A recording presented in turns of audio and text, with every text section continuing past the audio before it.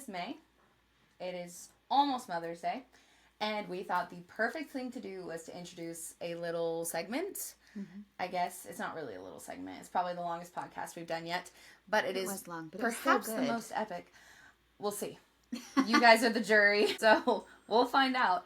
But we invited two of our friends, Jessica and Amanda, who have also been authoring articles for us in our most recent magazine issue, to sit down with us and to have a motherhood roundtable talk.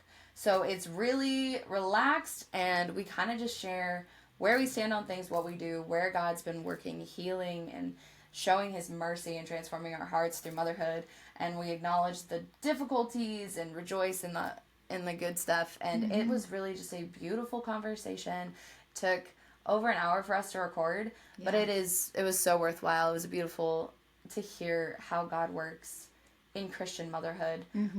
These friends of ours come from different denominational backgrounds and have their own experiences, and so it was beautiful, and I think it built my faith and my expectations for what the Lord will do in motherhood. So we're very excited to share that with you. If you have not grabbed any tumblers yet, they're still available on our website, so go grab one and support our trek to the Midwest Catholic Family Conference and our little podcast. So without further ado, please join us for this lovely interview and discussion on motherhood. We can't wait to hear your thoughts.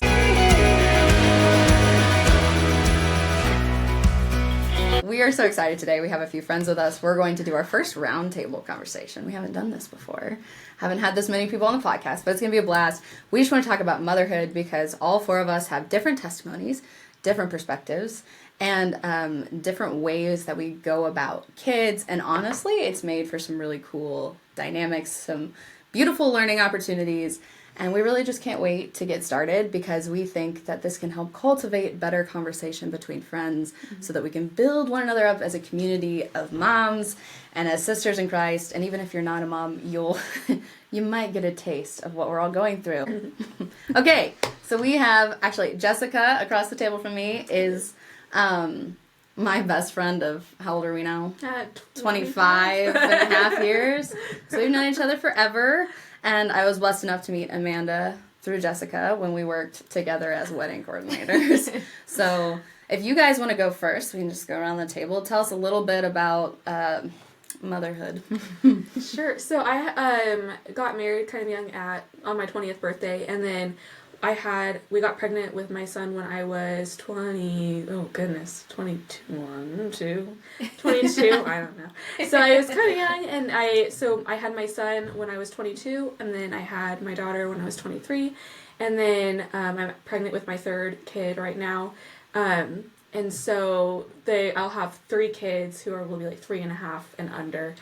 So I would say that my journey with motherhood has been pretty tough, I think, for everybody, but it's really brought out of me just a lot of my own sin nature of impatience and anger. I feel like that's what I struggle with every single day, just because that's what kids will do to you. Mad facts. And I already struggle with it pretty hard, so I feel like that's just what we've been working through for the past probably since my son Sam began to talk. What is it with the Sams? I don't know.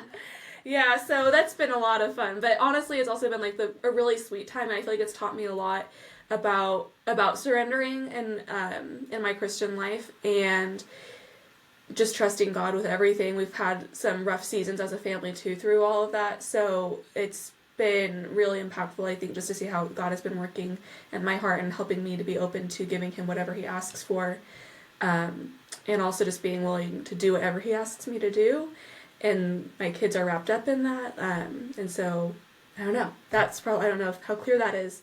Oh, and I was working when I had my children, and I stopped. I'm staying home right now. I do not plan to do that forever. Thank you for throwing that in there. As this time has shown me. I don't think I'm meant to be a stay-at-home or homeschooling mother. I'll just throw that in because I feel like, I don't know about you guys, but probably not for me. Probably not for me. I love the time I'm with my children right now, but... That's fair. Yeah. I am Amanda. I feel like that's how you're supposed to start. Yeah, I wanted to be a mom my entire life. And I got married later. So I got married at... Math.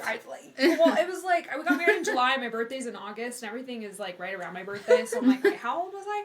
I think I was like right before my 27th birthday. That sounds right. Yeah.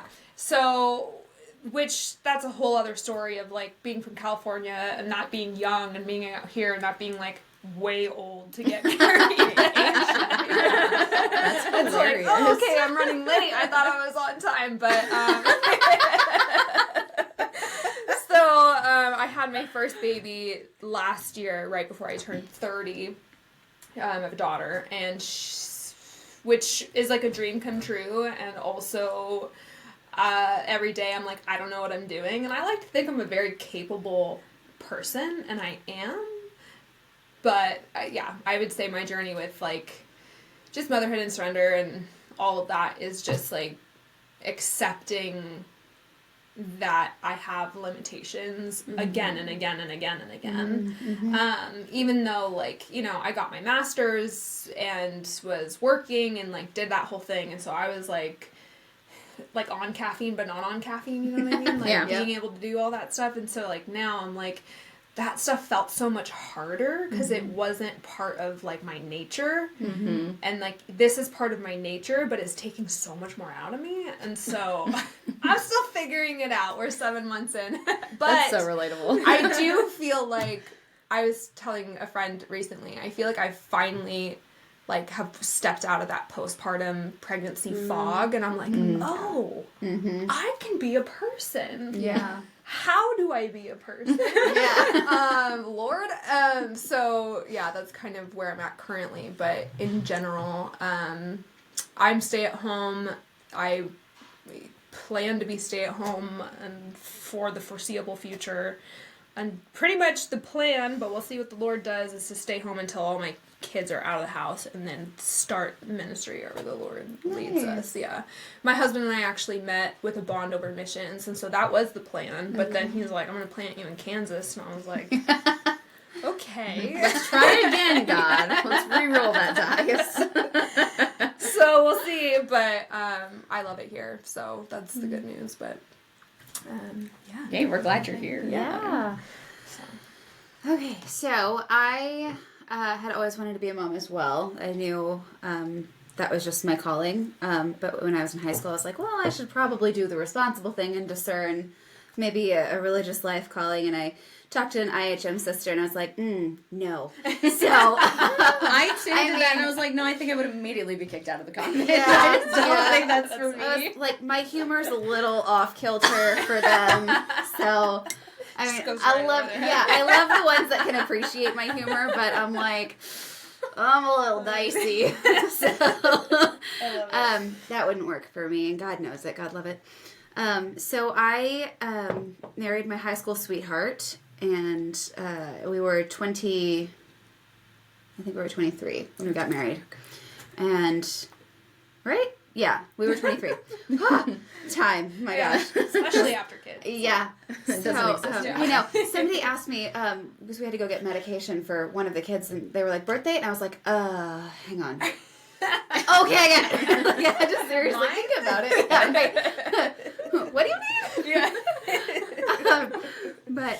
No, so Braden and I got married at 23, and then got pregnant the next month. And and then we had back-to-back children. Yeah. So the first 3 years of our marriage, I was pregnant. So, Haley was like, don't even look at me in March. I know. She says. So we have almost all December babies. Oh my And gosh. my middle two had the same due date. Oh. And so when we we made it through actually one calendar year before getting pregnant with Luke, and so I proud told of Braden, you. I was like, you're not even allowed to look at me in March. I want you to sleep on the couch. No, don't touch me. And we ended up, I mean, I wouldn't trade anything for the world now. Yeah. You know, hindsight. Going through it was a little tough. But no, it was good. And so now I've got, let's see, Joanna's 9, Sam is 5, Charlotte is 4, and Luke is 2. So we are in the trenches and figuring it out as we go. I hear some very hilarious things over the phone at her house. There's I believe that. Comedic gold. yeah. I think we actually mentioned that in the podcast. We did, yeah, but it keeps happening. And Yeah, I'm like, I know. oh, It just never goodness. ends. Get your bologna off the bookcase. Get your meatball out of your sister's book. That's not kind. It's not kind. That's not what we do. That's not what we do. So yeah, motherhood is not anything like what I thought it would be. I expected myself to be a very Mary Poppins mother. Yeah. I am Practically not. perfect in every way. Stepford wives, right? Exactly. Like, why not? Why Yeah. can that not be a thing? Right. Exactly. I mean, yeah. So it's very different. I am learning to roll with the punches, and God is humbling me a lot. So. Yeah, and as far as work goes, Oh yeah, we do this. we do this. I run a daycare. I do this, and God, I do a lot of stuff. I don't even know how to. and sum then it up. miscellaneous items. Yeah. Yes. Which Planning was right over there. parties, Yeah, I've got my mom's selling random stuff for people. I don't know. My mom is turning 50 this year, so I'm getting ready to be full focus on her birthday because it's coming up in May. Big bash. So It's a big bash. Yeah. yeah, and then And when so Haley throws it, it's like it's huge. I don't do anything. it's like a small. Jessica level party. Yeah. And it's like balloon I arches and Yeah. We've been to those Crazy, parties. yes. Yeah. They're quite fun. they are quite Yeah. fun. They're right. So, yeah. Last year it was my grandparents' 50th anniversary. This year's my mom turning 50. So, and then next year, actually, I've got a sister getting married at the end of this year and a sister getting married in the spring next year. So this is like party central Yeah. over here. So Indeed. That's fun. it is fun. That actually what keeps me sane. So that's my outlet Yeah. is party planning. parties. For me, I also knew I wanted to be a mom my whole life. And I always had really wild cycles. So like by the time I got my cycle, I was researching how I could properly nourish my body. Jessica knows. She's over there laughing because she knows it's true. But it's truly by the mercy of God that my kids are here, because if I look back at those cycles, I'm like, I could take this to somebody and they'd be like, this really shouldn't have happened. But the Lord has been good and gracious, and he tells me in advance. I think he knows that it, like, the lack of control is scary, of course. And I can't control it because I tried to this time. Like, I'm like, all right, this. And he was like, nope. It's like, dang it. Okay, back to square one. Twiddling my thumbs while you do the work. But every time one of my kids kind of came into the world, it was just, his hand was so deeply in it. And so I just, even through pregnancy and birth, like, it was a very powerful experience for me to encounter his love and to understand, like, these children growing in my womb and who he called them to be. And there are days where he looks at me and he's like, you're not done giving yet. And I'm like mentally breaking down. He's like, you got this. You're not done yet. It's been, the years of one kid fighting sleep, the other one being a great sleeper, but like screaming because he doesn't want to eat food. I don't know. There's just all the personalities are just so unique. Me and my husband got married in December 2020 and got pregnant with our oldest the following January, so a month later in January. And then when Liam was 1, we got pregnant with Leo. And now Leo's 20-ish months, give or take. So the Lord, I know, is now calling us back into inviting another child into our space. So whenever he determines that to be, will be when child number 3 comes. So that's kind of been that. And it's just been, my mantra has kind of been, I'll never have less children than I have now. So you want to go to ministry school? Do it now, because you're just going to have another baby. Or, like, do this work thing now, because you're just going to keep having kids. I plan to stay home. I would love to homeschool my kids. I think that would be great. And, yeah, I'm going to leave it open to the Lord, though, of course. Yeah. And we'll see what he does. And then on the side, we do this. Yes. Yes, we'll see what happens with our plans. Yeah. Yeah, we would love to have a space where moms could bring their kids and, like, we could do essentially a homeschool co-op, but also do ministry. That would be that would be so like fun. the picture that we have in our heads is so cool. And I like little teaser, but we're not going to tell anything else in case it happens, because it's going to be so cool. We're just hoping that God planted that image, and that's not our human, Yeah. our human hearts wanting that's it. fair. Like, could you get on board, though? Because this is cool. Yeah. Yes, we're just gonna pray that Mhm. and hope. Yeah. But yeah, I think something, because I know all of you. Crazy. Crazy. This How is did I get here? okay. Well, there's always the one person at the table that knows everyone, and this time Yeah. it's Jill. Okay, so Lucky you. I know for a fact that we did a whole episode a long time ago called Scrunchy, Crunchy, Silky, like where you fall on that. So something I kind of wanted to touch on here as we talk about where the Lord has called you most to surrender in motherhood, because I think they kind of get tied together, is like, what are your thoughts as you've come into motherhood, whether it's been your birth experiences, what you wanted to happen, what really happened, how you saw God work in those spaces, that kind of a thing, or even going into like having your kids. Were you nursing, pumping, formula feeding? Like, as you've gone into motherhood, where did you feel like you wanted to be, and where did the Lord call you into receiving his love and giving his love to your kids in a way maybe you didn't expect? Yeah. So when I was pregnant with my first kid, Sam, I was hoping to do a home birth, and I was like, we had everything for it, and when I went into labor, we were still planning to have him at home, and then I had like a prior medical condition that prevented me from being able to dilate. So I like had really intense contractions and had been laboring for a while, but I was just sitting at a 3 and couldn't get past a 3. So I had to transfer to the hospital because my bladder had already broken a while ago, and like I just wasn't making any progress on my own. So when I got there, I got the epidural, and once my body relaxed after that, like I immediately dilated a lot higher, but then I still had to wait a little bit before I could actually push.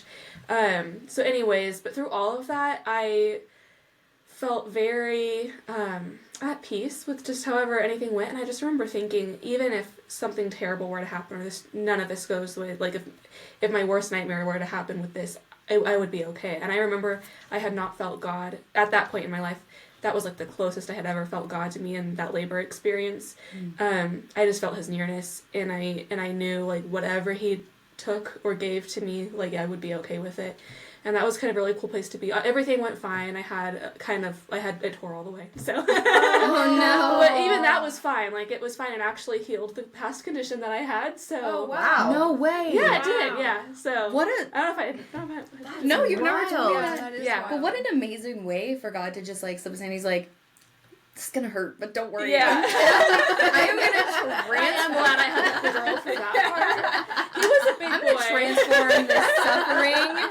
I'm gonna transform the suffering, and I'm gonna bring something greater out of it. I had no Yes. idea. Yeah. What a cool way he healed I you. know. And I remember Wow. thinking, like, well, this is fine. Like, I Yeah. had been so scared of tearing at all, and then I tore all the way. Oh, And I remember it was man. fine. It really was fine. Like, Yeah. it wasn't...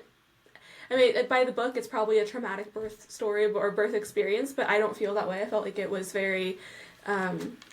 exactly what it needed to be, and so I was very grateful for it. Not, like, obviously in the first few weeks I hurt, but, like, now I'm grateful for it. Now that it's better, it's fine. Yeah, now so I had to That's give a good up some stuff t-shirt. there. Yeah, facts. Yeah. Now that it's better, it's fine. Yeah. I didn't bring my notebook. I got you. Thank you. I wouldn't say that I'm crunchy. I'm scrunchy. Like, we're non-toxic minded as a family, but I'm not on like Amanda's level. I'm sure anyone No, here we're is close on to this it. level. She's ultra. She's got that master. But I didn't know I could level up. Wow, there's ultra. But after that, I've Ultra actually been crunchy. really great with hospital births, and I'm pretty happy with an epidural too now.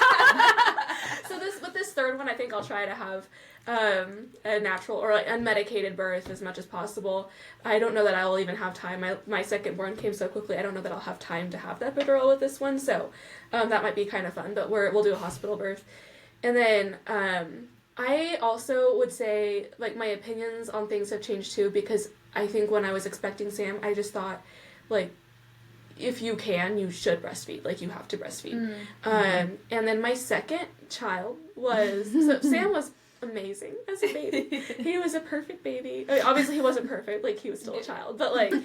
But he was so easy, and everything was really easy with him. And he was always mild-mannered and, like, super easygoing. And then my daughter came along, and she is the exact opposite. I love her. This is facts. And her personality will serve her very well in the future. But I love that. she was kind of nuts. And we had a hard first year. Like, everything was just really, really hard.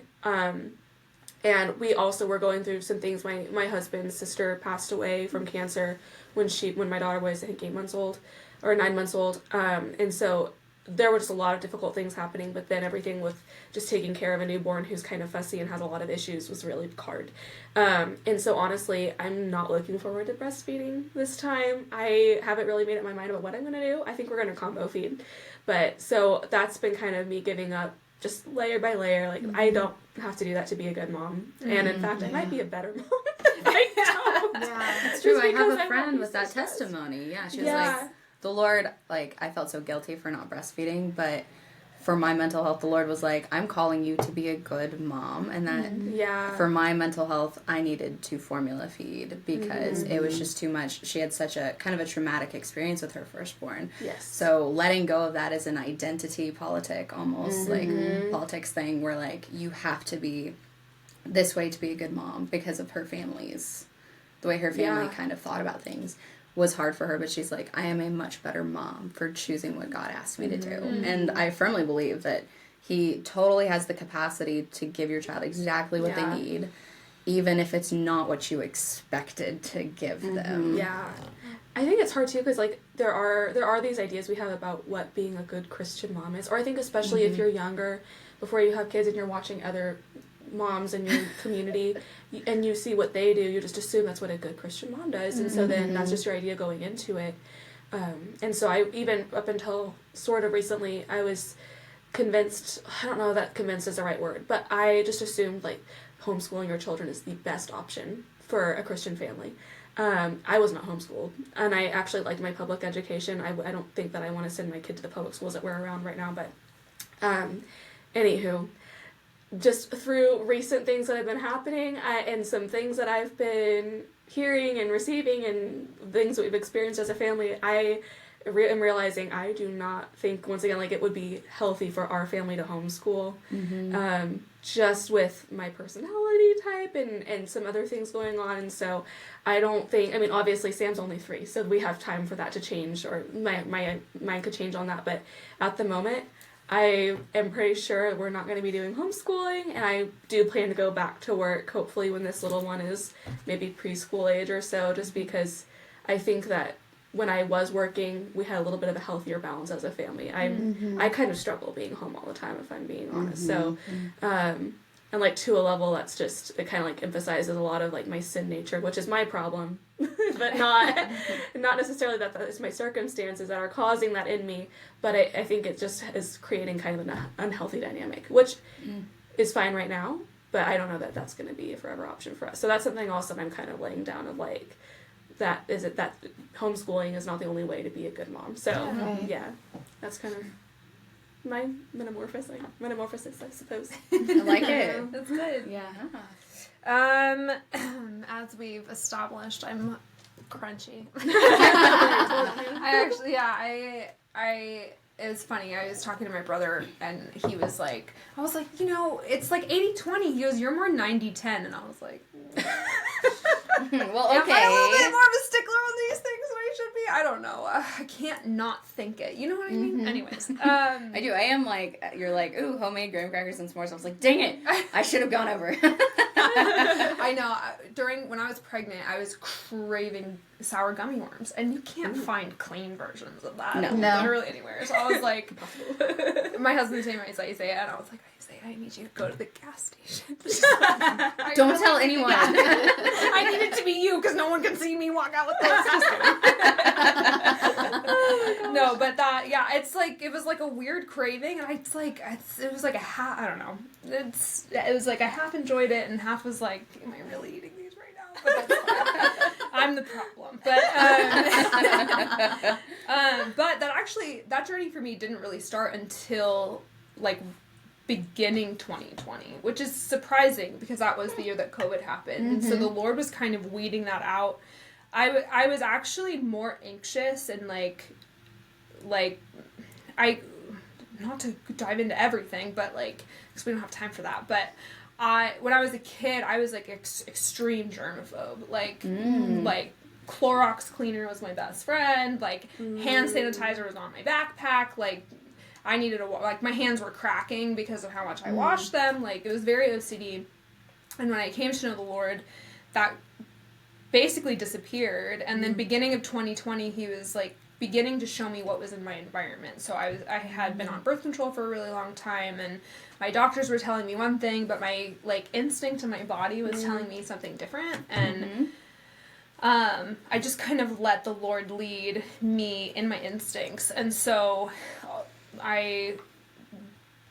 everything changed. And so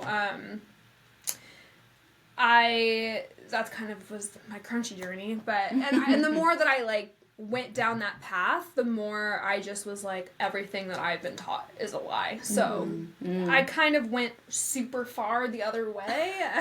As you do when you're like, my whole life is a lie. Yeah. Let's go that way. Yeah, I know. It's like when I was like, oh, salads aren't good for you. I'm never eating a salad again. And now I'm like, okay, we can, like, make a salad good for you and eat a whole week of this. And I'm like, oh, vegetables. I should put those back in my diet. Anyways. So, babies, pregnancy, all that. I know. I've always struggled with, like, control. I really don't know a woman who hasn't, let's be honest. I was gonna say, same. Goes back to the garden. But it wasn't me that time. Statement I've heard. You know, it's not on us. It's not on us. It's just on the first one. And so I feel like me getting pregnant and all this kind of, like, married everything together, in the sense of I had a strict plan. Me and my husband had a very strict plan, and out of nowhere I just started having this burning desire to have a baby, and I was like, maybe we should pray if we should do it on his timeline, not our timeline. And I very much felt like the Lord was like, yes, now. And I was like, well, then you have to tell my husband, because he's very adamant that it's not now. And of course, like, 2 days later, he's like, I think we're supposed to. And I was like, okay. I love it when he works fast like that. Thank you, Jesus. And we got pregnant immediately. So I was like, okay. I remember that. Because we went to the Christmas party, and she was like, everything smells awful. And I, like, took her aside afterwards. I'm like, are you pregnant? And she was like, I don't know. It was like, I had taken a test, but it was negative. But everything in me was like, you're pregnant. And I was like, well, this test in front of me is telling me I'm not. So, like, and literally a few days later, we found out that we were pregnant. So, and it was actually perfect, because crazy. Numbers are big in my life, too. And so when I became a Christian, when I gave my life to the Lord, it had been, like, her being born was 7 years after that. And it was 12 years after a word had been spoken over my life that was very connected to her name. And so I've heard this, and my goosebumps are still, like, both of your stories, I'm like, and so, which I didn't know that, and if we got pregnant in my timeline, it just, well, back up a little bit. And then on top of that, like, around this time last year, I guess. Yeah, because my grandma died. And and then, like, a few months after that, my, okay, this is just getting, like, more, like, crazy and crazier. So my grandma dies, and I have a daughter. So it's, like, almost kind of like this introduction to, like, a new matriarch. And the year 2 months before I got married, my grandfather died, which it's, like, an introduction of a new patriarch. So it's just this crazy, like, I don't know, thing that I'm just like, okay, God, you're doing something big, and my hands aren't on it. I want my hands on it, but my hands aren't on it, and I can't even, like, try, so I'm just gonna, like, let you do your thing. And then, a couple months after that, my dog dies, and it's so funny, because we got, my daughter's name is Abigail, and we got her name from the Lord. It means my father's joy. And, and it was crazy, because in high school, the word joy was spoken over to me on a Kairos retreat, and in high school, I think I already said that, and I was going through something, like, kind of traumatic, and my mom was like, what can I do to make you feel better? And I was like, get me a dog. And so we got this dog, and her name was Abby. And when I became a believer, I was reading the Bible, I called that dog Abigail, and I saw that that meant my Father's joy. And so I connected that the word joy was spoken over me on this retreat, and then this dog was gifted to me. Like, this was my gift from the Lord, essentially. Mm. So when he was giving me this name for my daughter, I was like, I'm not naming my daughter after my dog. Like, that's not happening. That's how everyone is going to take it. And it's just, but it's like, I couldn't get it out of my head. I asked my husband to pray about it, and he was like, that's her name. Then we had her ultrasound, and just seeing her, like, confirmed everything. But we call her Gilly, and Gilly means my joy in Hebrew. So it's just, anyway. So much joy. It is, yes. It's the new, you know, it's her, whatever. But, so all of that was just, like, release of control, because we had a whole name planned, we had timeline, we had all that. So it was just, all of that was, like, a leap of faith. And even, like, pursuing natural home birth too. Like, I knew I wanted that, but my thought was, I'm gonna find, there's like a lot of, it's just, I think about, like, even where God planted me moving here, because I'm not from here, and it's like, you know, I met you and you had a midwife. Another one of my really close friends I met at a doula workshop who lived in Clearwater, like, which I didn't even know what that meant, because I was like, I'm from, you know, whatever, and they're like, I'm from whatever. Yeah, and so she ended up being who I had as my midwife, her birth assistant, so it was just, like, all of this, like, God's just going, like, you're doing it this way, and I was like, well, maybe I'll find, like, a middle ground midwife, like, someone who will, like, bring me to the hospital if I need the hospital, or, like, whatever. They didn't call me back. Ever. Whoa. And the one midwife that called me back was like her transfer rate is, like, basically 0. Like, she will call it last second, but not, like, in dangerous situations last second, but like she has all the tools. She's so confident that she's like, unless you need medical intervention, for sure, like, you can do this. And so, and that was such a blessing, because what I wasn't anticipating when I got pregnant was all my anxiety to kind of come back, like that OCD type stuff. And so I would be like, and she's like, and I'm like, okay, we're fine, we're totally cool. And so that, and then to the point where I was in labor, and I've suffered very painful periods my entire life. So I was, like, waiting for labor to get hard, and I was like, is this it? Yeah. I was, bring it on! Yeah. My water broke, and I was contracting 3 minutes apart, and they were like, so should we come? I was like, I don't know. Like, this is my first time. Not only, it was like, this is my first time. I don't really know what it's supposed to feel like. And this is still doable. So, like, I don't know. My husband was like, get here. Which, praise God, because 3 hours later she was born. But it wasn't until I was in transition, so, like, you know, what's cool is, like, you have oxytocin fueling everything, so you're like, I'm great, and then you hit transition, and your body's like, oh, adrenaline, and so I forgot that, so I'm, like, freaking out. You're shaking. I'm like, we gotta get out of here. We gotta get out of here. We got to get out of here. And everyone's like, you're fine. I'm like, no. We gotta run. We gotta run away. I'm a fleer. We gotta go. I'm a fleer. It's like, I'm done. It's not fight or freeze. No, I'm out. I gotta go. And I kept trying to rationalize that in my head, but somewhere rationally it was like, can you sit in a car? I'm like, nope. So we're stuck here. So anyways, she was born, and it was just like, just how it all happened. I think, like, the Lord was just showing me that not only does He got me, but I'm capable. Like, yes, you know, 100%.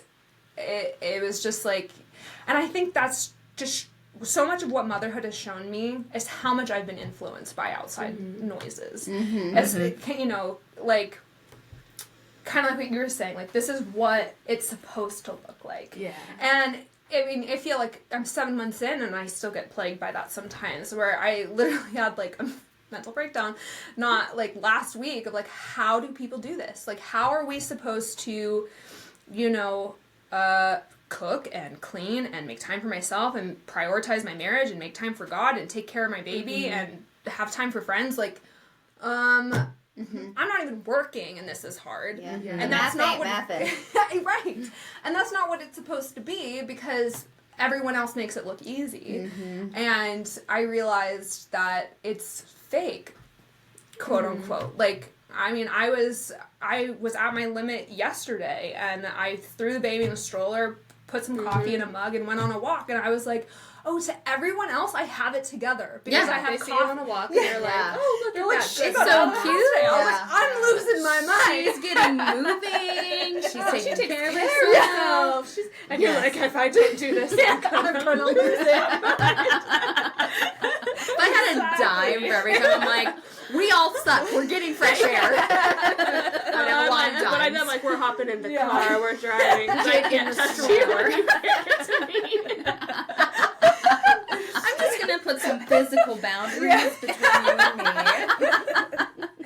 Yeah, so it's just been, I think that's been the biggest thing for me is like, oh, I'm not going to have it all together. Like, that's not what it's going to look like. And even in prayer, I felt like the Lord was saying, I was like, what am I supposed to do? And I just felt like he was saying, like, it's not your job to keep up, it's your job to slow down.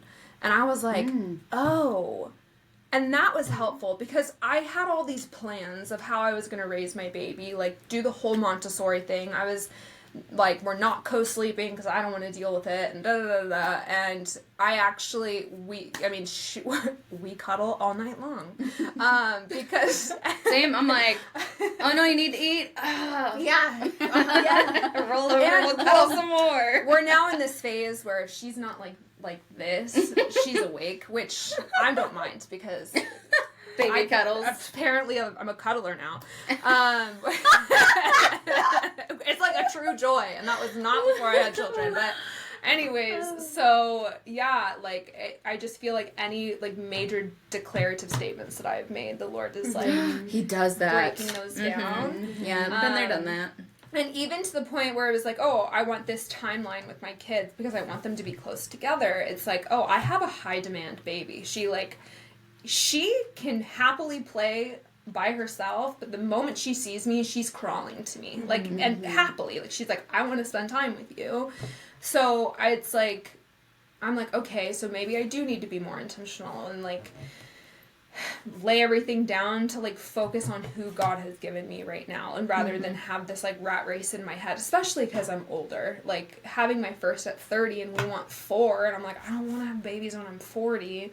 Not that I can't, I just don't want to, you know? Like, right, which matters in your state of mind and presence, right? And so, just realizing, like, I need to slow down, and if my kitchen sink has dishes in it, that's fine. And, like, I can be crunchy and make a simple meal versus, like... And if I have the ability... I mean, I can do homemade s'mores, but it takes me 5 days because I'm doing one element at a time versus having all day to do it all at the same day. That builds the anticipation, though. Yes. For all the good that is to come. So, you know, it's learning how to do the fast pace of, I have it together, into, like, increments of, I might not have it together today, but at least I did something.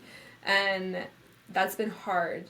But I will say it's been such a deliverance of peace, because I tend to go into the impatience and rage space, and it's like, if I don't have that peace, or like take a second to slow down, or even shift a perspective. Like, she's been starting to wake up every 2 hours to nurse at night, and I'm like, I know you're not hungry, but just even that perspective. So I'm like getting mad because I'm like, you're taking my sleep away.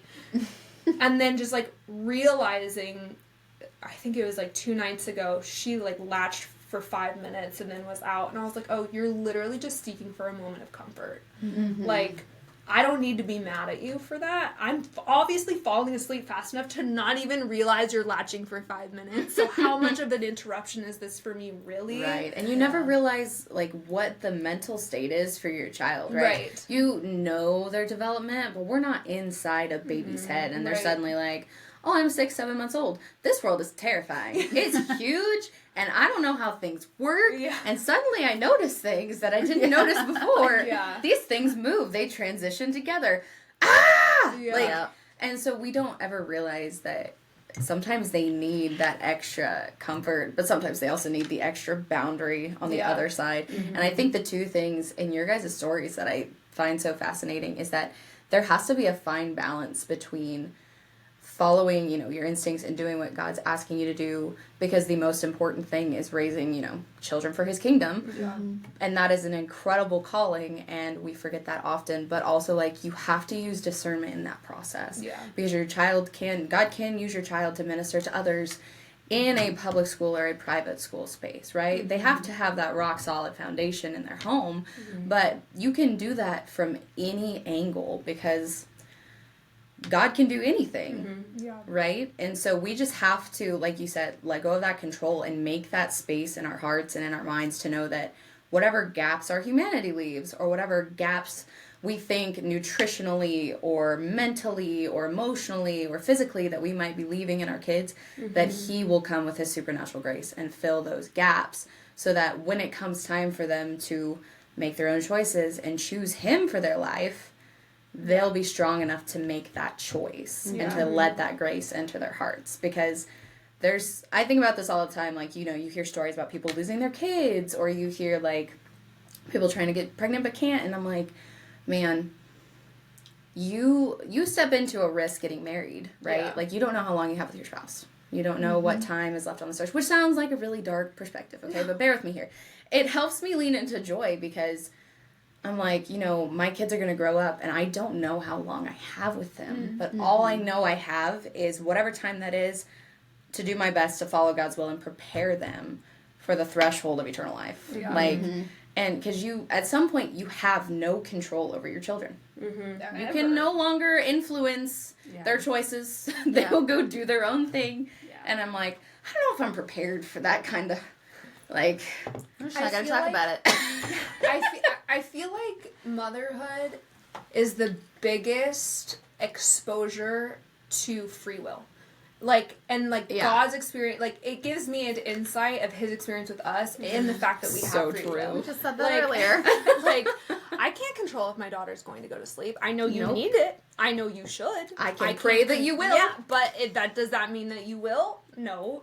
Or just, any of it. Like, it's... And just my own humanity of just how much that actually angers me. And how I'm like, oh, this is where I lack looking like Christ, because when I don't do what he wants me to do in my free will, he's not, like, angry or, this control freak who's going, why aren't you doing what I'm telling you? It's like he has so much more compassion and understanding, and, like, his heart is breaking over the fact that I am, like, not choosing wisely. Or, But he never turns his love from us, which is what we seem to do with our children, is, like, he loves us, infinitely, and he's like, I know you'll come around, and you'll get it. Yeah. But then we look at our kids, and we're like, you suck. And I also suck. Yeah. So goodbye. Yeah. Yeah. It's like, how do we have like, that balance of, like, love is unconditional, relationships need boundaries, but, like... You still need to, I'm 7 months in, so I'll let you know if I figure it out. Tell us 10 years from now. We'll have to do a reunion episode in 10 years. In 30 years, we'll still be like, I don't know about it. We're going to listen back to this podcast then and be like, nope, that's about the same. Yeah. Rewind, play. Yeah. Yes. Same information. Don't need to re-record. Yeah.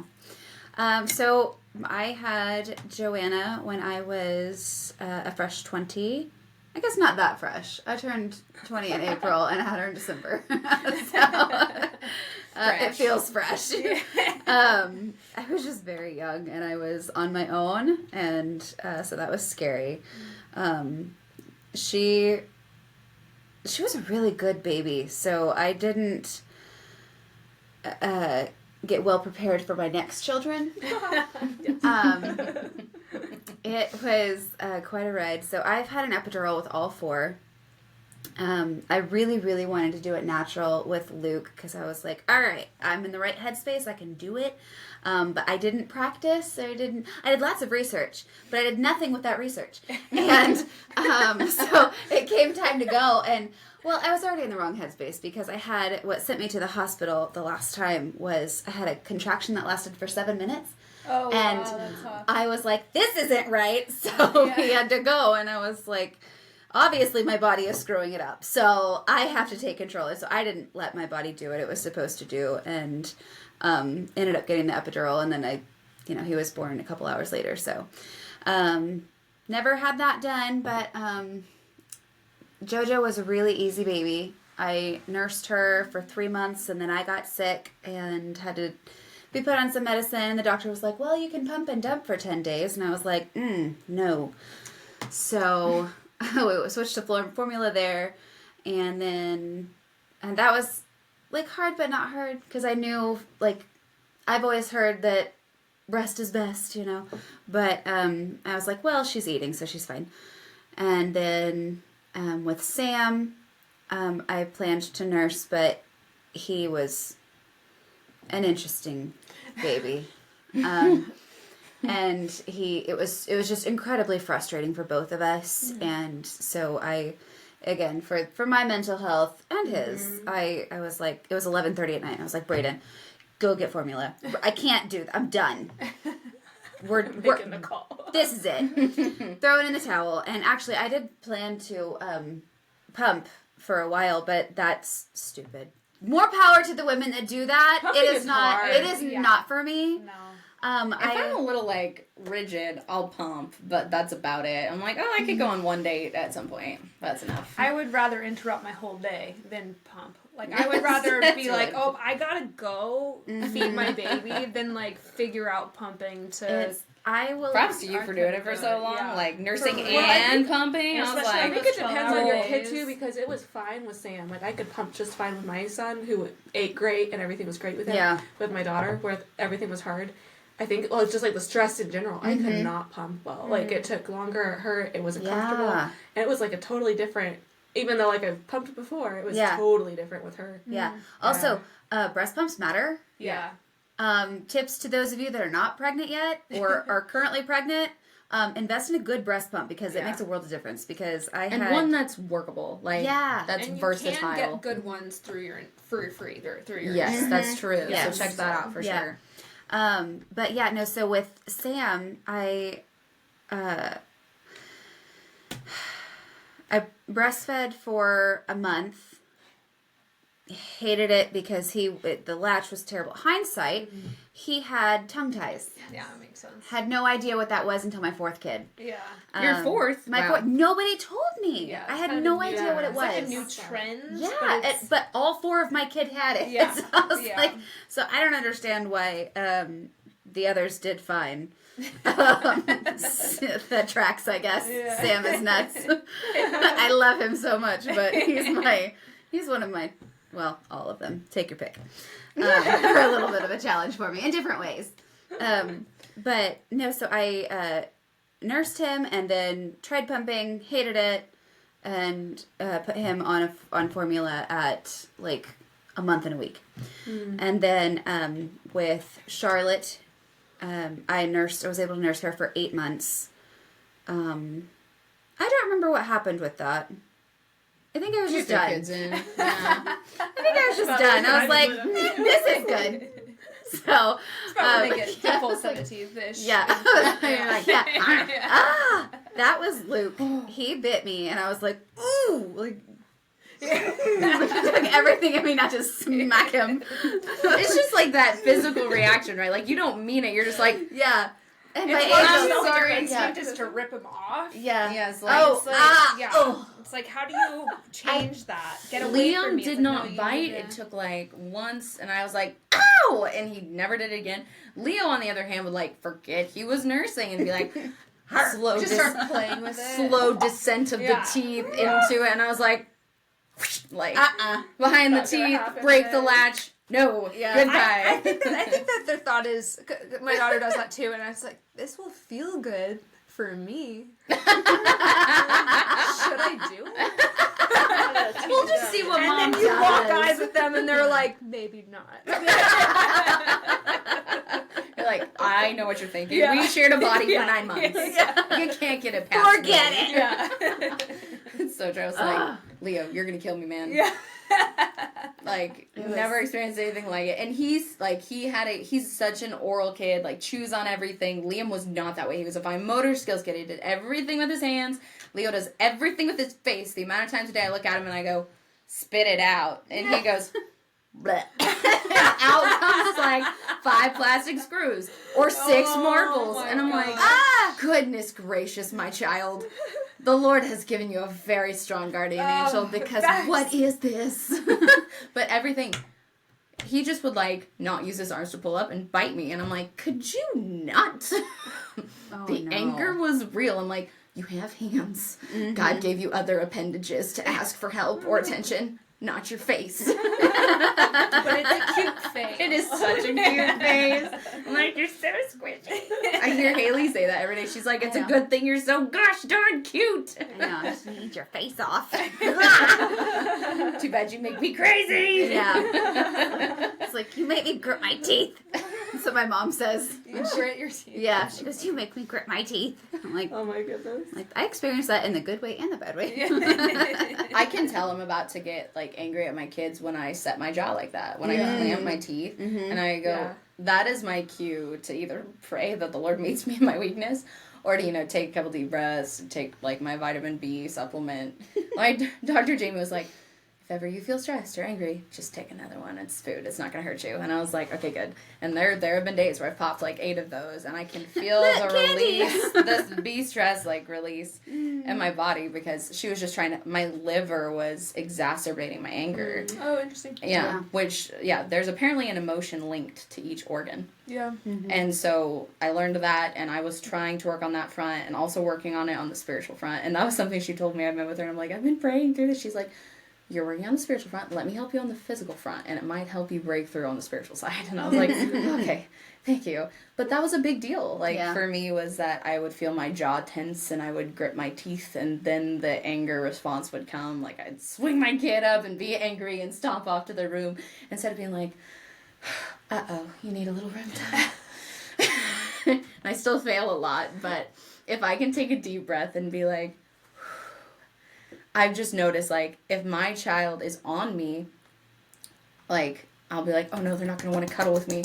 And the heart rate increases a little bit because you want them to cuddle and they're too old to cuddle. And they would stop. And I was like, wait a minute, what happens if I take a deep breath and I like relax into the chair and I slow my heart rate? And I would notice that Leo would sink into me more. And I'm like, interesting. Like, they're still reading me after 1.5 to 3 years. And I was like, okay, then when I am trying to discipline or take care of my kids, I also need to do it from that disposition of peace because they will read me and react to that temperature that I'm bringing into the space. And so, like, taking that moment to be like, oh, I'm so mad right now. Anyway, like, dear I just go in child. the next room and scream into a pillow. so Oh, I that's can a get good that. idea, too. Yeah. I'm just Give me 1 second. I see that you're saying, yeah. I'll be Here's back. some toys. I'll be right back. How was that? We're good now. Yep. I Done can't that before. imagine, like, if there was a behind the scenes of motherhood, Gosh, yeah. there's what you see, like you said, what you see, what you should do as a Christian mom or whatever, and how the influencers live, and then there's the reality of being home, and somehow you know how to cook with one hand and not burn the child on the pan, and somehow you're not tripping on Legos 24/7, which is God's grace in itself when there's magnets on the floor and marbles, and there's just so many things that when you look at day-to-day motherhood, you're like, I have no control. And it is by God's grace that my child is fine and that he's filling in the gaps and like you said, there's so many things. I gotta take care of myself. I gotta take care of my family. I gotta take care of my relationships, all the things. And I'm like, I realize that I'm such a categorical person that those turned into boxes. Like, I have to check the husband box. I have to check the kids box, the me box. The me box just pretty much got discarded. I'm that I don't even have a me box. Yeah, I'm like, I don't know what that is.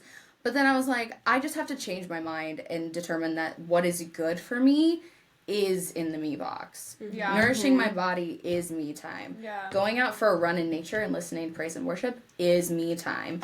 Exercise releases endorphins, makes you feel good. That is me time. And I can do a squat holding a baby, so it's not that big of a deal.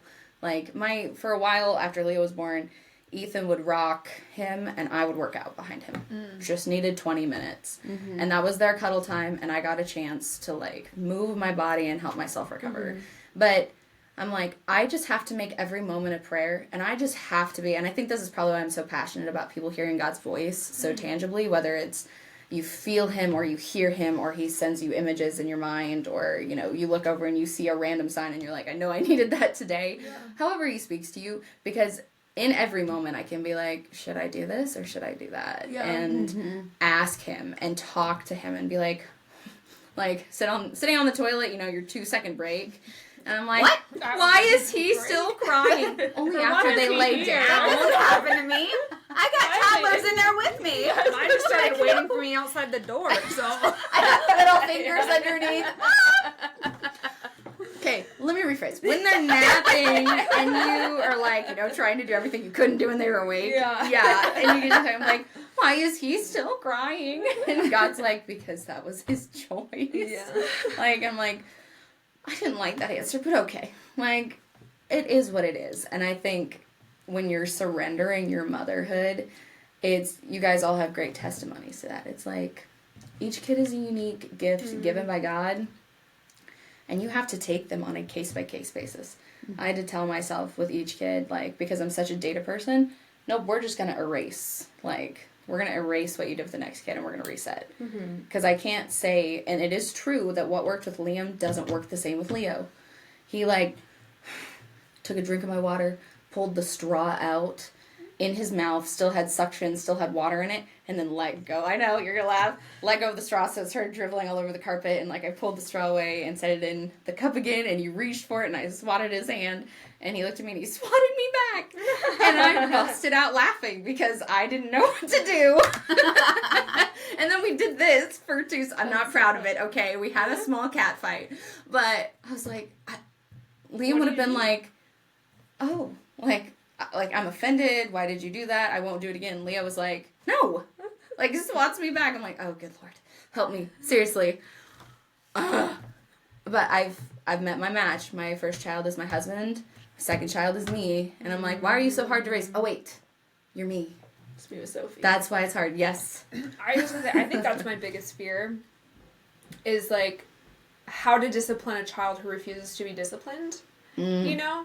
Like, my brother, my older brother was, like, super defiant, and, like, my parents tried and nothing worked, and so it's, like, having been the younger sibling and witnessing that, I'm like, I have no idea and obviously, like, prayer, like, God knows how to parent your child because he's the one who created your child, but, like, and, you know, I have a master's degree in counseling with, like, heavy, my mind just stops working. Heavy emphasis on something? Not emphasis, but, like, a lot of research in child development. So it's like, I know how to somewhat, I mean, kids aren't cookie cutter, but I know, like, a general approach to most situations. But it's like, what if you just have a child who just, it doesn't work? That was me. I would literally, like, get spankings, and I would say, that doesn't hurt. And it's like, and I would just but you say, turned out fine, which is great, but it's like... I think about killing my mom. Her mom would call my mom in for reinforcements just so, like, she could go through the store. Like, if Jessica or Jillian decided to throw a fit, my mom would, like, take them out to the car and let them scream. Yeah. And I'm sure I was there, too. I'm sure we all screamed together. It was fine. But it was a thing. And now Sophie does it. Like, she hit her head or something when we were over for a play date. And I'm not sure if Leo instigated it. They're one. We have no eyewitness testimonies of what happened. But she was hurt and she was crying. And Leo, like, came over to me. He tried to comfort her. She shook her head at him. And he came over to me. And I was like, come on, I'll take you to your mom. And she was just like, no. Like, she was not having it. She does that for me. She'll run away. Now that she runs, she runs away from me. And when she's throwing a fit, she'll just run. I'll try to be like, oh, hey, let me pick you up or move you somewhere else. She'll just run away and screaming, stomping. It's fun. It's fun. I don't know what the answer there is. No, Except for we wouldn't tell it they can hold that's the thing. Is like I feel like the general consensus is like no one knows what to do in that Basically. situation, and so it's It's almost so like it's like oh dear God, and like not to get into it, but it's like I've seen what, in my opinion, is like the worst outcome of that, and I'm just like, oh my gosh, how do I like prevent? And this is where I struggle with control. How do I prevent that from happening to my child? Oh yeah. Which comes from a place of compassion. Yes, and Right. like wanting what's best. But it's like, you know, at the end of the day, it goes back to like the worst, not worst, I think the scariest part about being a mom, which is trusting the Lord with your kid's testimony. Mm-hmm. It's like, okay. I got here and that's a miracle. So like, yes, so you can do it again. they have a better foundation than I did. So praise God. But anyway. Yes, and I mean, I think there's probably a lot of things that moms in the prior generation didn't know about. Like before we started, we kind of talked about intergenerational healing, and we talked about some of these other concepts. I don't think that people have, for a while there, really dove much into letting the Lord heal your wounds. Whether He was healing you emotionally, and that resulted in a physical healing, or He physically healed you and it worked backwards, or it was just one or the other. Whatever God does, and bringing His mercy into those moments, I don't wonder if, obviously you can't solve everything, and I am a knowledge person. I want to solve everything. That's how I am. But I don't wonder if a lot of it, one, is just making sure your children encounter God's heart, because even the prodigal son came back, and his dad knew that he was probably gonna go screw everything up, and He let him go anyways, and He gave him the gifts anyways. And there was something that drew that son back. And I think if you're like anchoring your kids in the Holy Spirit and in God, then something will always pull them back. Because I never could cut the foundational ties that I had in my faith. And probably like because of my baptism and receiving the sacraments, like I think that anchored me. And so when I tried to drift away in college, and Jessica yelled at me for it, this is a fun story. She came and confronted me and she's like, "You're not living the way God called you to live." And I was like, I don't remember what I said, but it was irrational and it didn't make sense because that's who I was at the time. But Jessica has never been afraid to like call me out for those things. But she was right. Like I wasn't living the way that God called me to live. But what she probably didn't see was the internal war of fighting. Like people, said, go do this. But like, I almost like stuck my foot in the occult, almost. And I was like, I can't call God source energy. That's wrong. Yeah, like, weird. that's not right. Yeah. Manifesting? What the heck is that? And like, I'd look into it and I'd be like, this just doesn't feel right. Like, my moral conscience had been so formed by the time I was 18, 19, that even though I was actively living a life of sin, mortal sin to that, like the worst I could probably be living other than, killing people or something, I could not remove myself from what I knew to be true, that God is the source of life and truth. He is the way, the truth, the life.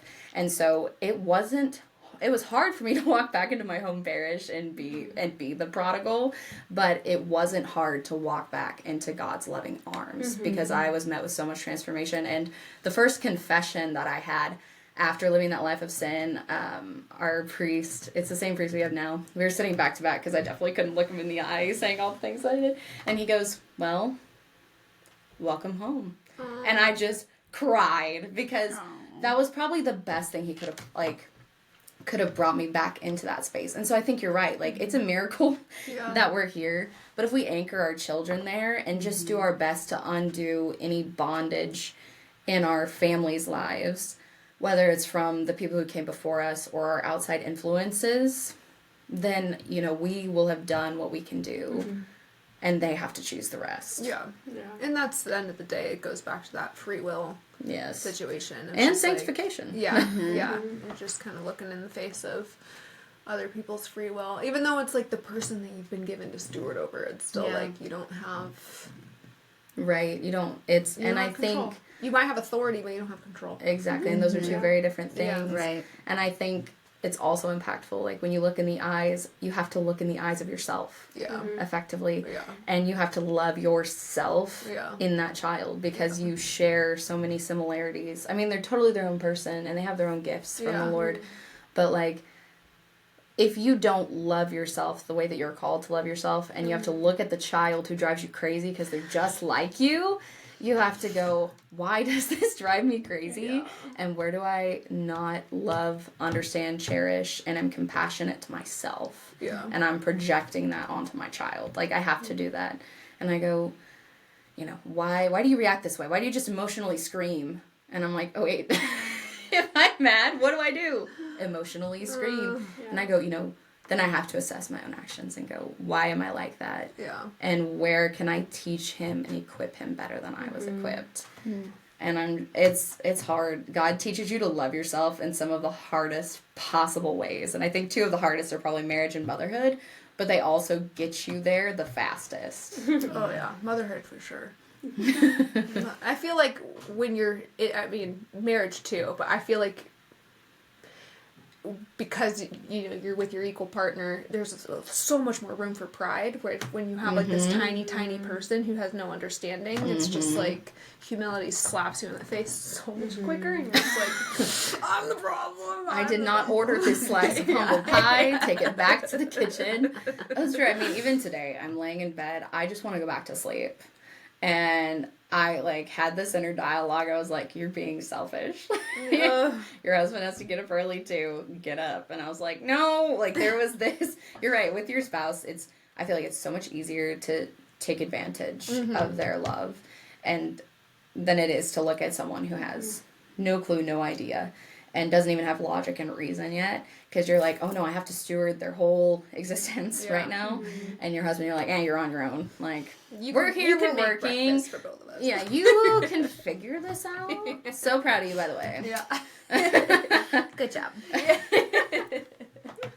But yeah, I think all this is, I guess I had an epidural birth and an induction, and then the second one I did natural, and I did the research, and I shifted my perspective from, like, fighting every contraction and, like, desperately, like, praying the Divine Mercy Chaplet or, like, just trying to go into meditative prayer to embracing every contraction as power, not pain, and God's power flowing through my body to, like, bring this new life into existence. And we do really cool things around here called birth blessings for mom and baby. And so I took intentions to the labor room. So I knew what I was praying for and who I was praying for. And there's some powerful intentions in there that, like, brought me to tears when I read them. So I was like, this is worth every moment of being on the cross with Jesus, of being crucified, to bring new life. And I was like, there's nothing more powerful than this experience. And if my cross to bear becomes another epidural, becomes a C-section, I know he'll equip me for it. But like you said, I'm quick to no longer declare things over my life and my motherhood unless I know it's something the Lord has called me to do. And it's fully in line with what he states. Like, I'm a daughter of God. Can confidently declare that one. Yeah. I'm going to parent my children this way. Cannot confidently declare that one. No. Because you just never know what he's going to bring. So, do you guys have any, like, last quick takeaways or things? I don't know. We covered a lot of ground. We did. Yeah. And Lukey, did you nurse him or? Yeah, I was able to nurse Luke all. We're 2 days short of a year because of my hospital. Still I was gonna say Liam was a year, and Leo was 14 months, I think. So I made it nursing both times and didn't use formula. But I almost feel like a lazy parent for choosing nursing because it's like, oh no, I just have to carry something to cover myself. Here you go. Or not. Or not. We'll get back to whether or not Jill's confident enough to do that. There were times I just be like, my shirt's flowy enough. That's true. You wear a shirt like this, automatic nursing cover. I think if I had to take away, don't overthink it. Okay, Don't overthink motherhood. Take it step by step. God's gonna do it for you because somebody made a post on Instagram and they're like, what was one thing you wish you knew with your first child? And I was like, you can use anything as a nursing cover. Throw your sweater over yourself. Lift up your shirt and tuck them under it. It doesn't matter. Like, if you need to cover up, you'll find a way. Like, don't stress about it, because I remember being so stressed with the first kid of never forgetting that cover or never having all of the things that I needed. You'll find something. You forget the wipes, you can use a wet towel, okay? Like, it's not ideal, but sometimes you gotta do it. There was a time that Sophie had a really bad blowout when we were on vacation and we were in a rental car and we had no wipes. Like, we just forgot to bring the wipes. And so we used, we got some, like, takeout napkins. And I used those. I had a little bit of water in a bottle, and I soaked them, and this poor girl, I had to use that to clean her up, and then I still didn't have enough, so I took my jacket off, and I was just like, we'll wash this later. Yes. Don't sweat it, like, it's gonna happen. Yeah. You're gonna have those moments. I feel like that was my that thing. is the surrender. It's like, because once again, like, we all struggle with control, but, like, I'm a very type A person, and everything's really planned, and, like, I have to know what I'm doing in advance, and, like, and I function really well that way, and it also helps me in my motherhood, but at the same time, the only way to survive motherhood is to be okay with things not going according to plan, and to be okay with not knowing, and to be okay with things falling apart, and being able to say when they do. And I think it's harder when you have kids who can talk. This is true. Like, especially in that first year when you're learning and, like, your baby, like, let's say your baby does have a blowout in a really inconvenient spot and you have nothing to, like, handle it with, just being like, it is what it is. Like, just having the ability to say it is what it is. It is well with my soul. And, like, God is with me even right now, and it will be okay. That's probably the best thing, because I remember I was so anxious the first 3 weeks after Sam was born. Like, it just, and everything would set me off because everything was unexpected, because you can't, there's not really a schedule. And so I had to learn, like, pretty quickly, like, the only way I'm going to make it through this is just to be okay with things not going the way I want them to, and just accepting it, not having too high of expectations. And I think there have been moments where I sit in the car and I'm hearing my child scream about something kind of ridiculous, and I can just hear, like, the echo of nails being hit into my Savior's hands. Like, I'm like, okay, I can't, he died for this. Like, he died even for this suffering, even for these moments. Like, I'm there with him. These are my hands being nailed to the cross, too. And you're like, I just have to accept this. Yeah. It is what it is. Yeah. I feel like my mantra has turned into, oh, well. Yeah. Mom trigger words. Oh, well, it is what it is. Yeah. And on we go. So humbling. You, Haley? Oh, God, I got nothing. That's not true. You have 4 children. Listen, it's their world. I'm just living in it. You brought them into it. Exactly. And then it became theirs. Yep. My job is done. They'll figure out the rest. Yeah. I don't know. I just take everything day by day, and if, like, with the more children that I have, the more I've realized I have to separate my feelings, which might sound weird, but, like, if Sam is really making me mad, I can't answer Joanna in that frustration, because she didn't do anything, you know. That justice for each child. Exactly. Almost. So I have to keep my feelings for Sam in my feelings for Sam, and I can't redirect that. And I mean, I fall short sometimes. Joanna's like, gosh, you're yelling at me. I was like, no, I'm yelling at the situation. Just You know?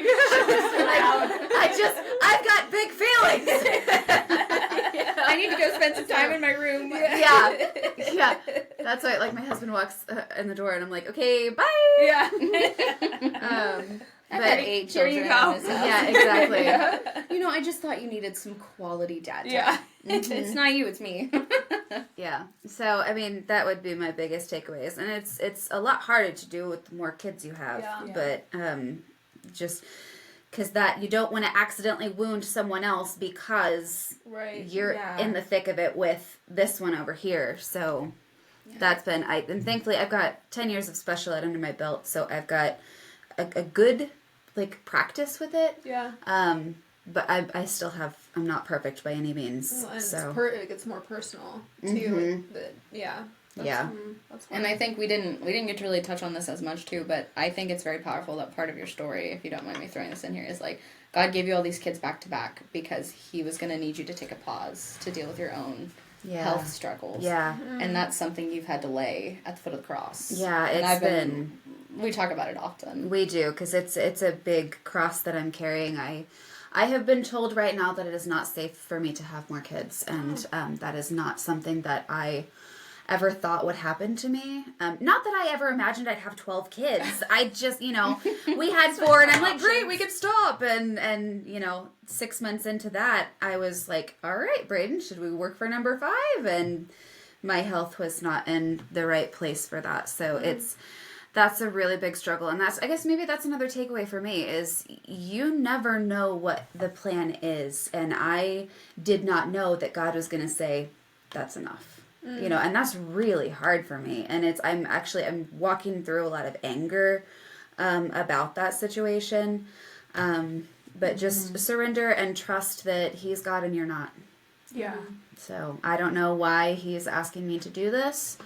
But I'm just trying to trust in what his plan is for it. So.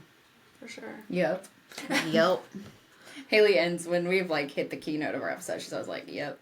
Jill will drop the mic and then look at me and I'm like, yep. I don't know what I'm supposed to add to that. That was great. So I started doing it to her. But I think if you guys take anything away from this conversation today, it's that there are extreme highs and lows of motherhood. And I think one thing we could all do better together is truly be in community. Be able to converse with one another on these things. If you need someone to hold your baby, show up at my house and I'll hold your baby while you go take 10 seconds to get it together. It's okay. Or 10 minutes, 10 hours, I don't know, whatever. Or if you're all having a hard day, might as well have it together. Yeah. There was a time 2 months ago that I think we're both having a hard day with our kids. And we were together and I was like, this is kind of nice. Because the kids were all freaking out or something and I think our oldest ones were it was the one time they didn't get along. And they were being kind of just not great with each other and not great with us. And I remember being like, at least we're together. Yes. I just feel like that's, I think that's been the hardest thing with being a new mom is I feel like whenever, first of all, I'm not going to go into anything too crazy. I feel like the weirdest thing is me going, so how are you? And then all you do is talk about your kids because that's I'm like, wait, how are you? Is this all we are? Which in some ways, absolutely, because it consumes our days. But, but just this feeling of I don't know, it's you try to talk, you're like, oh, this is what I'm doing. And instead of getting validation or empathy or whatever, it's immediately oh, well, this is what I'm doing. And it becomes almost this underlying, not competition, but both two moms desperately seeking validation that what they're doing is the right thing versus just being hey, I'm in this with you. I have no idea. And neither of us knows what we're doing right now. You're doing your best. So am I. And, they're alive. And that's great, Some days that's the win. Yes. And I'm just no, I don't want to today. know what you're doing. I just need to know that I'm not failing because it feels like that every single day of my life. I kid you not. Maybe it's just because we've been friends for so long, but with our first, who are polar opposites, Liam was much more high maintenance than Sam was. We would look at each other and I would say something, she'd be like, nope, I don't have that problem, I got nothing for you. And then she would tell me, and I'm like, I'm sorry, I can't help you. Now that we have the opposite, we can now share thoughts. Because we have one of each, but for a long time there I was like, I'm really sorry, that sucks, I got nothing to offer you. And she's like, that's okay. Yeah. We're just back and forth, you're like, thank you. But I think also, we talked here a lot about the struggles we've had and the challenges, but also don't focus on that. Yeah. Like you're saying, don't focus on all the things we did different. We're here to share our separate testimonies because the common thread through all of them is God's glory. Yeah. And so I want you to really pay attention to where the Lord highlighted someone's story to you and pull whatever He's prompting you to. Because, like you said, at the end of the day, motherhood is beautiful and the most satisfactory thing you can do. And maybe it's the oxytocin. I don't know. It's flooding through you, and you're 3 weeks after giving birth, you're like, yeah, I could do that again. There's nothing but God's grace that after going through something so powerful, but also so incredibly intense as birth, that you're like, I could do it again. But God's grace does that over and over every day of motherhood. Yeah. I can do this again. Every day is a new day. There's new hope. And we have each other. So seriously, call up your mom friend. If you don't want advice, just say, I need you to listen to me, and that's it. And talk about it. If you're having a bad day, say, can we just have an emergency play date and make it happen? Because I think moms will feel more empowered in motherhood if we begin to live in community the way Christ called us to. Because where two or more are gathered in his name, like, things happen. And I think we can have a more incredible impact on the world and encouraging one another to surrender if we're just even together and we're like, today it sucked. Let's pray together. Let's just pray about it. And let the Lord release his grace into the moment. So, thank you for joining us. We definitely, maybe we'll release this in 2 parts, I don't know. But, or maybe we'll just have this really epic episode. But we're glad you're here. We would love to hear your thoughts on this. And we'll catch you next time. Okay, here we go.